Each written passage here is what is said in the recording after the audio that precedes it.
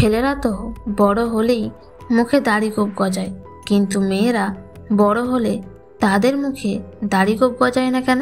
কখনো কি ভেবে দেখেছেন মেয়েদের মুখে দাড়ি ওঠে না কেন? এটা কি শুধুই সৌন্দর্যের ব্যাপার, নাকি এর পেছনে লুকিয়ে আছে গভীর সায়েন্টিফিক ফ্যাক্ট যা শুনলে আপনি অবাক হবেন? আসলে আমাদের শরীরে হরমোন কাজ করে ভিন্নভাবে। ছেলেদের শরীরে টেস্টোস্টেরন নামে একটা হরমোন বেশি থাকে, আর এই হরমোনই ছেলেদের মুখে দাড়ি গোঁফ উঠতে সাহায্য করে।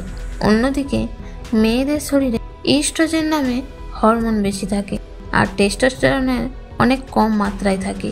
এই কারণেই সাধারণত মেয়েদের মুখে দাড়ি ওঠে না।